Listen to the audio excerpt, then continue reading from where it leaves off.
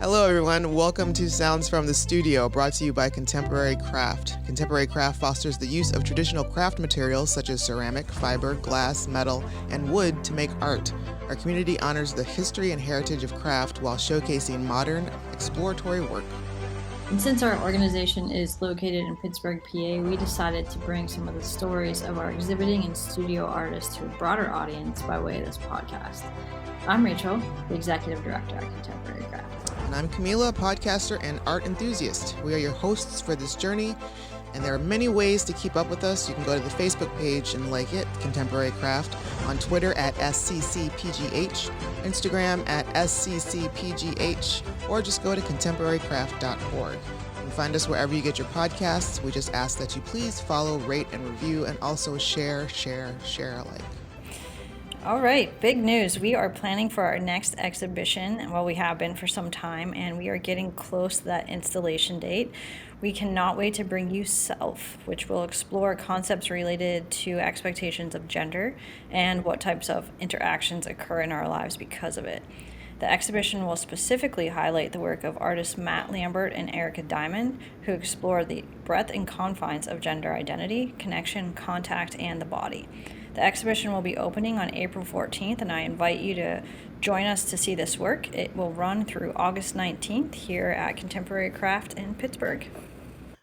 Hey everyone, welcome to Sounds from the Studio, and we are welcoming our special guest today is Missy Graff Balone. Hi Missy, how are you today? Hi, good. Thank you so much for having me. Thanks for joining us today. I'm glad that, before we've been, it's the time that we were just discussing it off mic a little bit. It's a time for sharing and extra caring. And, you had the sickness go through your household like everybody else has been having. I'm sure we've all been up and down on that wave these last few months, but, everyone seems to be in good health right now, and glad to hear it. Yeah. Yeah, absolutely. Thank you for, having me. I'm so excited to be here. Missy, we are looking forward to talking to you today. For those that don't know, you are the founder of Wellness for Makers, which I believe, to encapsulate that a bit is you have a focus on motivating and empowering artists to come to their practice with mindful living and movement. And I believe that you've kind of come to this work a little bit informed by your practice as an artist and formerly as a metalsmith. So I'm just curious if you can, for our listeners, kind of set the stage for what exactly is Wellness for Makers. What are you putting out into the universe? So we can get started from there. Yeah, absolutely. So actually, before going to school for fine art, I really wanted a fallback plan because, I grew up with a single mom and I was, not sure if art was gonna, it was my passion, but what was I going to do to work my way through school? So I actually went to school for massage therapy ahead of time. And this was a very important part of my education. I thought it was just going to be a fallback plan, but when I got there, I just really felt so empowered learning more about the body and the interior structures. And, when I went to art school directly after and then graduate school at SUNY New Paltz, I, started creating artwork and jewelry work that mimicked the interior structures of the body, but like muscle tissue, connective tissue, and things like that. And it was, something that was in my mind a lot, like how the body moves and what movement means to me and what my relationship with the body as a massage therapist and what my relationship of the body as a jeweler means. And it was after graduate school, I was actually at Peters Valley School of Craft, and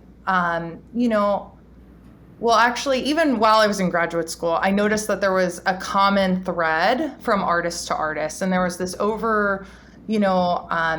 this underlying acceptance that one day we'd all end up with a repetitive strain injury.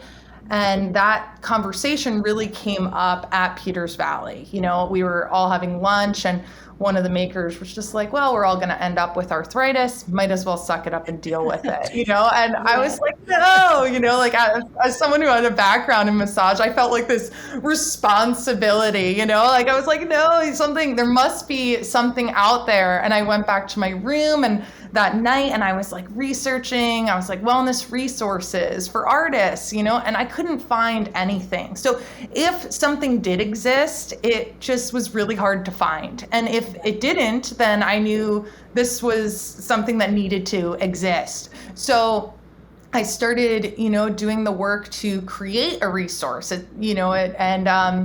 and figuring out what that meant. So, but it was really this strong urge, this responsibility to the field of art and craft to use my unique backgrounds in art, in yoga, in massage therapy to help empower artists and transform that mindset, that negative mindset of, oh, well, it's just going to happen, So I did that. I decided to combine my passions. And like you said earlier, Rachel, my mission is to motivate and empower creatives through education, mindful living, and movement. And, I believe that by deepening our understanding of the body, that we can create more sustainable careers and studio practices that ultimately strengthen our career, that strengthen our practice.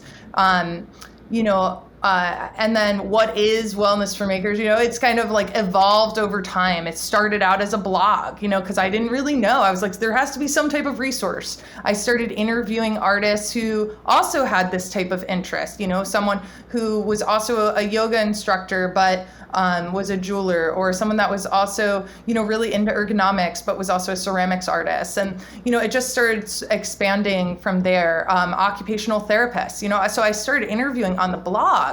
And then it was like, well, I better teach workshops and classes. And then I was doing lectures and all of these things. And then obviously as the pandemic was hitting, it was like, everything's got to go online. So then online courses started coming to the surface, and online, workshops and all of the things, which has been really wonderful.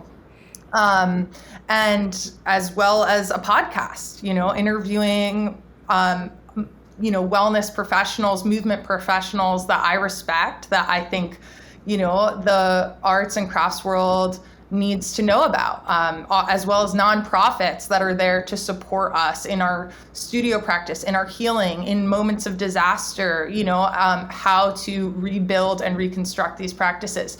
So, ultimately, I believe that Wellness for Makers is a resource for artists to help them improve their posture, deconstruct and reconstruct their understanding of what movement is and how to move well in the studio, and how to craft new movement patterns that, build us up over time. That's amazing. That's even anything that I would have ever even thought of as a maker, as like, you think it's like, yes, obviously, you have, when you get those pains and those aches and whatnot, you recognize it as there, but it's never been like, what, maybe it's my, I could be doing something better in my practice.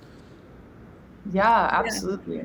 And I feel like we so often hear, about sitting too long, or like kind of these basic things, but what we don't hear on the other end, to your point, Missy, is, okay, how do you proactively think about your movement, and how do you work that into your process and your practice and what you're doing on a day-to-day from the lens of taking care of yourself rather than being reactive and yeah.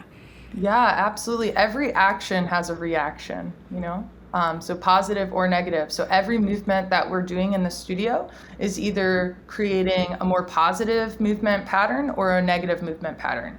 And it's not to say that any, movement is a bad movement. It's just that any movement done repetitively over time can create injury. Right. So it could be anything, sitting, standing, the way we walk, the way we hold our tools, or, the practice of just focusing in on one specific task. And I think that's what really gets makers a lot, is that they think, especially for production makers, like production jewelers, production ceramics artists, production weavers. It's like, okay, well, I have to get this specific task done. I'm going to make, I'm only going to spend the day doing jump rings today or whatever, and when you do that, it's the same task over and over and over and over and over again. So it's not really a surprise that your hands feel burnt out in a very specific spot, right? Sure. Because you're not creating any variety in your movement pattern. So I like to encourage artists to switch up their tasks as much as possible. Switch up from standing to sitting, move around the studio, set up your space in a way that you have to get up, to walk across the room often. And some artists think that that's inefficient. And, I had interviewed Kristen Kiefer, who's a ceramics artist many years ago. And something that really stuck with me was, she said, well, be purposefully inefficient. Set up your studio in a way that is purposefully inefficient. And what I loved about that is that, yes, how efficient is it if we are all out of work, right the week before the holiday season? You know what I mean? Like, it's like you're trying to sell all these orders. You just did a release of all these new ceramic pots or whatever it is, right? Or a new line of jewelry or, a new collection. And now your hands can't do it, or your low back, you threw your back out, or whatever it is. It's like, who can afford to be out of work for 2 weeks, 2 months, 2 years, right? When this is what you want your passion to be. So being purposefully inefficient is something that I have been thinking about in this work a lot. That's an excellent point. Yeah, that's kind of a beautiful way of looking at it, because also when you think about the long-term stability and sustainability of that, it helps to break up those tasks and think about it a little bit each day. What does a workshop with you look like? Sure. So, workshops are designed to meet the needs of each group that reaches out. So that means that everybody has a different goal in mind. Some people want a full day thing. Some people want a 1 hour thing. Some people want in person. Some people want, virtual. But there's some common themes that happen, and it's generally a mix of lecture and movement. So I go over common misalignments in the studio to help artists consider how they've been moving. And those, like that lecture point or that starting point, is to basically offer these like little aha moments, where you see an image and you're like, oh, my hands are in that position a lot. And oh, that is the way I hold my tools, or whatever it is. And I focus it based on what types of makers I'm speaking to. So if I'm speaking to jewelers, that's the language we're using. We're talking about, when we're sawing in the studio, when we're, filing, all of that. If I'm talking to a ceramics artist, we discuss being at the wheel and what ways, we can relieve strain in, our pelvis and our hips and, our forearms, things like that. And the same goes for any other craft as well. And, and if it's a mixed group of all different types of makers, then I just try to pick, use multiple pieces to try and highlight all of the types of makers that are with us.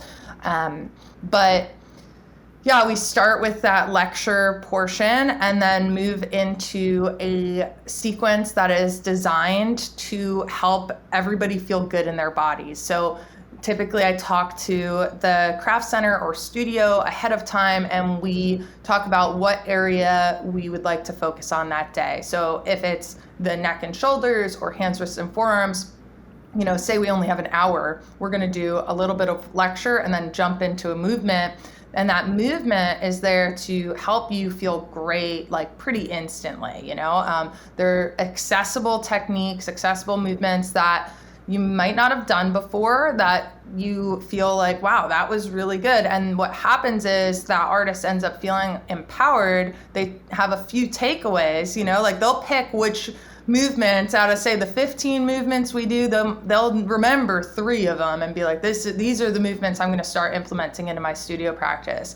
And that's great, because that's how you're going to start doing those regularly and adding on from there. So that's a little bit of what workshops look like. We go over talk about what happens when knots build up in the body, what happens when we sit in particular ways, and why our bodies feel like that, where are bodies building strength and where are they, kind of being overstretched and not worked enough, so there's areas of our body that are always working. When we're working in the studio, our bodies aren't doing nothing. There's areas that are overworking and areas that are underworking. So how can we create enough variety to, work the whole thing, get the whole body feeling good?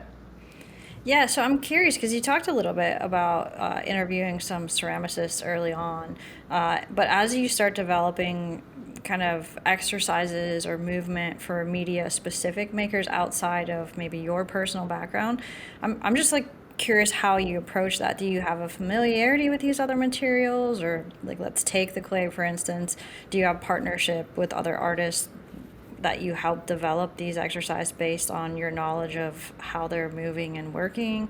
How do you target these specific muscles essentially? Yeah, sure. So there's a few things that go into this. So one, going through art school, both, undergrad and grad, I've been introduced to many different materials. Taking from my own perspective, learning from others as well. Like I mentioned with Kristen Kiefer, like having those little aha moments when we're talking to people. And then also, I've done a lot of studio visits with people, learning and just looking at bodies. So one of the things that I learned about when I was in massage therapy school was to look at bodies, okay? And then when I went through my yoga teacher training, it was another thing, look at bodies. And what that means is looking at the way people move and really studying it and noticing what is becoming, like where are their hands or wrists going way too much into flexion, and how can that create an issue later? With ceramics artists, honestly, especially with like wedging clay, it is so similar to massaging a body in my mind that I'm like, that is like, very similar. We need very similar alignment.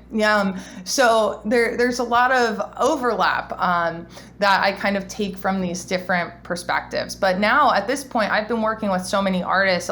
We do a lot of, I do a lot of one-on-one work with artists where, it's like a virtual session. They pull out, I'm in their studio, and it's a little challenging because we're not literally in the same room with each other. However, they can show me, okay, well, this is what I'm doing, and this is where when it hurts. So what do I do? And then I can say, well, actually, okay, we need to adjust a few things.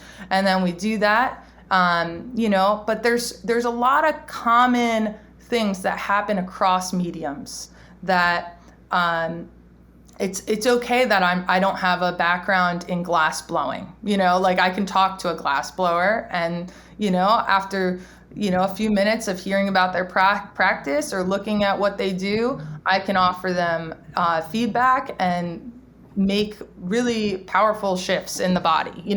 There have definitely been artists who have helped, especially with woodworking. Abby Mechanic, she's out over at Peters Valley now. We've done some work together. She was on the podcast as well, and on the Wellness for Makers podcast as well. And, we did a nice collaboration where we were working together, and she let me, take photos in the studio and just kind of notice the alignment and misalignments that she's noticed in her body and when she feels the pain. And we kind of did this studio visit, but also photograph. That was a few years ago, and that was really helpful. I've done a few other collaborations over the years with like Raisa Bump, who's a jeweler. She's also a yoga instructor and, founder of Reset. And Reset's an awesome resource as well. And a sequence of stretches and techniques that you can do. And we collaborated a lot, especially in the early years of Wellness for Makers. And what was helpful is that it was nice to be able to bounce ideas off of each other to say, okay, well, where do we go from here? What do we do from here? And then we were able to collaborate on workshops and events. And that was really awesome. And, we built up a really wonderful friendship through it all. Also collaborations with like Surf Plus. Surf is a wonderful nonprofit that, helps artists create, that they help artists with like grants and resources in case of disaster, but also preparing their studio to like safeguard it, which is really awesome. And I've done so many of their like trainings that they offer at universities and stuff, and that's been a really helpful way to just talk to artists, meet other artists, and share resources. Yeah. That's phenomenal. I didn't realize you did the individualized sessions as well. We'll have to make sure later, and on the link that we provide ways for people to get in touch with you if they want to. Yeah, absolutely. And I love the individual sessions. Okay. The individual sessions are awesome because, there's so often, especially in workshop settings, whether it's like I say all the time, if I have a small workshop, some people are like, oh man, it's small. And I'm like, this is great. Okay. A small workshop is awesome because awesome for attendees, because first of all, you're getting like a lot more time with me. If the workshop is packed, if it's, 20, 30 people or more, we're having a hard time with individual. It's like, it's not happening. I worked with a book arts, community, and we did like a 3-week thing, but it was over 100 people each week. Wow. And it was awesome. But you don't get that one-on-one time, especially in the question and answers. It's like you just can't. And a lot of times what's nice is that a lot of people are experiencing similar things, or and they want to have that community stuff. So it's really nice to have a smaller group as well. So the one-on-ones are a great way to connect with me and, get the info you want. Yeah. And if I can't answer it, I'll push you over to someone else who can, like I'll offer you the resources to get you what you need. Speaking of resources, you have like a series of like along on your website with your workshops and whatnot. You have like the Happy Hands bundle. You've got like these tools to kind of help assist in these exercises and this new way of living. Can you explain a little bit more about some of those? Yeah, absolutely. So the tools, basically, one of my main things with the tools, they are massage and then strengthening tools, okay, for specifically your hands. There's a few other tools that have gone through the mix of helping other areas of your body as well, but the hand and wrist kits are the most popular, and they include a wrist roller, which is a mini foam roller, a soft foam ball for massaging the wrist roller can be used on your hands, wrists, and forearms as well as your feet. The soft foam ball can be used on your hands, your forearms, and as well as your jaw. I like to use it there as well. And then there has an acupressure ring, which is for stimulating the acupressure points in your hands. And it also has a hand strengthening tool to basically counterbalance the experience of pinching and gripping so often. These have become really great kits for artists, and one of the main reasons, I started offering self-care tools in this way was because, I have a background in massage therapy. I understand the importance of massage. And even if you could go get a massage every week, and be that, have that luxury, that luxury, you would still need self-massage, right? So you would still need it. So it's wonderful if you can get a massage often. And, if you've never had a professional massage, I highly encourage, makers to go for it, and do it. But if you haven't, this is a great way to start, increasing blood flow and circulation to the joints, elongating the muscles in your forearms, and, feeling better in your hands, wrists, and forearms. So that's one of the main goals, and the one thing I would say for anyone who does have a hands and wrist kit, because I know some of you are listening and you have it, you got to pull it out of the drawer and use it. Okay? It doesn't work if you don't use it. Okay, so I like to encourage people to, put it somewhere where you're going to use it. Okay, and maybe you have some type of movement alarm or maker, like a self-care alarm. I don't know. If I had to go off on my phone, I get too distracted. Right. So, I use Post-it notes, different things. Like when I look at these little mindful reminders, I go to it and I go, okay, now I gotta do a stretch, or I gotta massage my hands. Now, movement, literally, all it means is to change position. That is all movement means. Okay, it doesn't mean you have to go work out at the gym. That's nice. It doesn't mean you have to go for a 10-mile hike. It doesn't mean you have to, stretch for an hour here. It just means take a moment to change position. When I'm saying movement, take a moment, change position. It could be sitting up tall, switching from seated to standing, grabbing one of these massage tools or strengthening tools, and using 30 seconds to take care of your body. I appreciate you saying that, and now I'm going to admit this as a way to hopefully hold myself more accountable, that I used to have like a mindfulness alarm on my phone to remind me to stand up, move, and go meditate for like 5 minutes. Nothing big, just like 5 minutes. And I turned it off. So I need to turn it back on and just I'm just being honest. Thank you for the reminder. It's like take it out of the drawer, turn on the alarm. I got to Well, it's time. It's like, it's gonna, absolutely. we all like to use the new year as an excuse to start new practices or whatnot, or as a reason to do something to make some change in our life. So there you go. That's something to start January 1st with. Now everyone out there knows that You are being held to accountable by accountable. all of the Hold listeners. accountable. Yeah. And it's like, don't be so hard on yourself. I tell makers in my workshops all the time and in my one-on-ones, like, if you just start taking note of how often you readjust and sit up tall, that is a huge success. We're so hard on ourselves, especially around like this time of year. We're hyped and then we kind of fall back, like it's like we set all these expectations and then we, don't necessarily hold to them, and then we beat ourselves up for the rest of the year. And it's like, okay, let's just cheer ourselves on, even at the very base level. It doesn't have to be these huge things. I think that noticing your movement patterns is the first step. So that's huge. If you start noticing several times a day, wow, my posture, like I really do slouch a lot, or my head is hanging over my work a lot, and you readjust your posture, say 2-3 times that day, that's huge, because noticing is the first step, and then readjusting is next, and then slowly but surely, as you keep readjusting, you're going to build more and more strength in the body. If you are slouching and hunching over, it's because your muscles in your back are, not as strong as they might have used to be to hold you upright for long periods of time. So you have to, kind of it doesn't mean we have to beat ourselves up. Okay.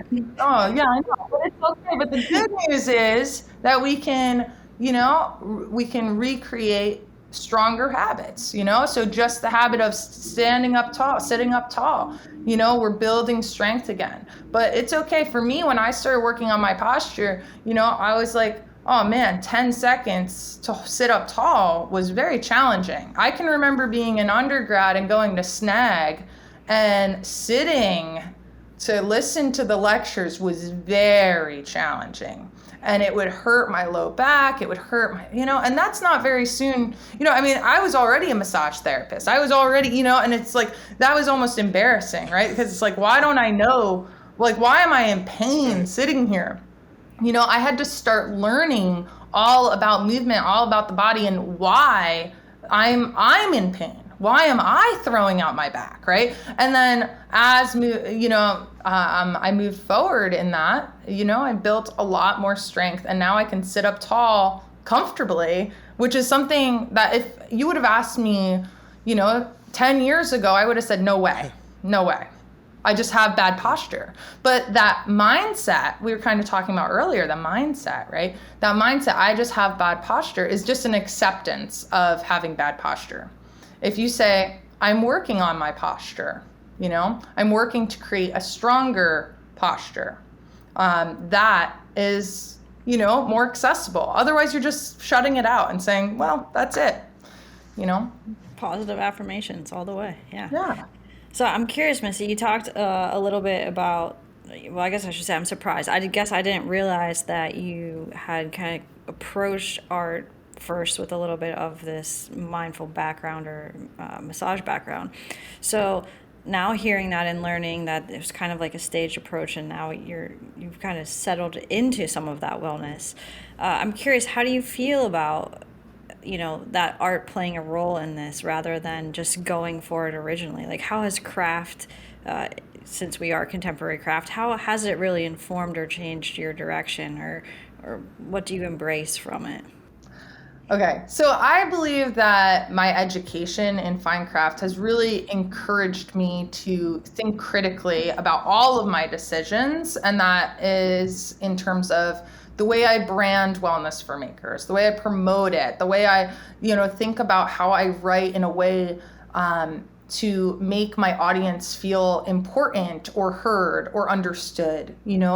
I think that craft has really informed those decisions, and who I'm speaking to has always been a craft artist. I started out, I have a background in metalsmithing and jewelry making, and so when I first started Wellness for Makers, it was a lot of focus on the jewelry community, and I kept reaching out to more and more jewelry studios and people, that supported it. Obviously, was like Snag was a big supporter, and Brooklyn Metalworks, and all of these places were so great and supportive. And then as I kept going and talking and speaking, it was like, okay, well, what about NCECA?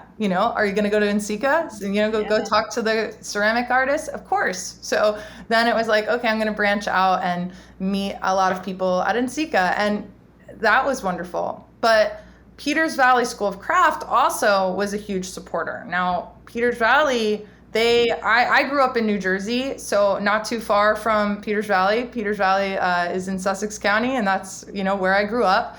And so they offered me a space in the church, which if you've been to Peters Valley School of Craft, the church is where they host the slideshows and stuff each week. Well, at least that's where they usually do them.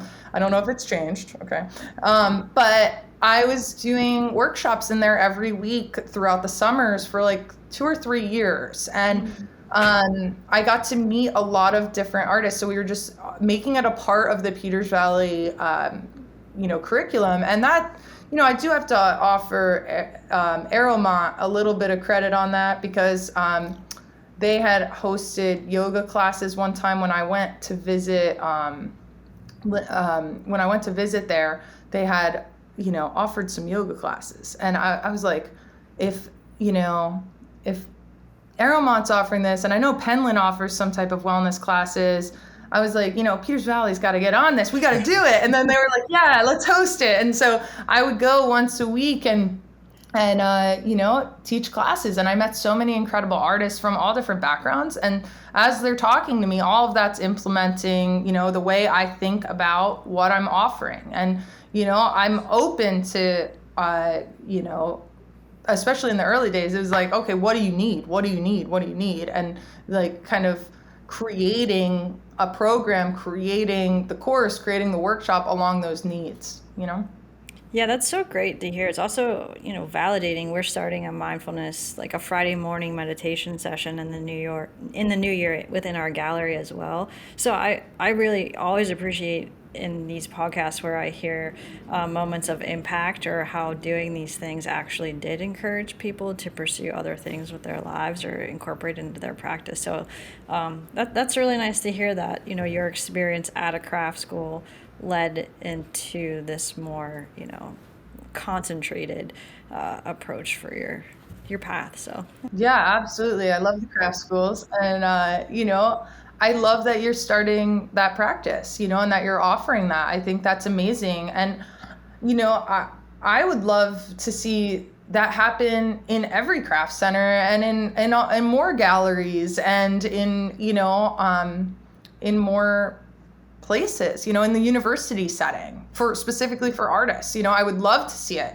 If anyone's interested, contact me. But like what I'm saying is like, just even about creating the program, like, it's like, let's make it happen. Let's get this information in there so that way the next generation of makers are prepared, so that way they can feel good in their bodies. I don't think that our craft has to destroy us. It can, we can feel good and do the thing, like we don't have to have one or the other. And that's a mindset I would like to see shifted for sure. Absolutely. So this is kind of a standard question for me here. Of course, craft is always, not always, but very often there's a lineage, or there's something that you can connect from one point to another. And so I'm just curious about if you have any mentors in the field, art or wellness, either one, that who is that and why? Yeah, sure. So first of all, I'm just going to give a shout out to Kristen Muller of Peters Valley School of Craft, because she's been a supporter of me and my growth as an artist, an instructor, and a educator in wellness and business owner of Wellness for Makers since the beginning. I was an assistant at Peters Valley when Kristen Muller started as executive director there in 2009, and have taught and been on the board and all of the things. So big shout out there. And then Heidi Lowe of Heidi Lowe Gallery in Lewis, Delaware.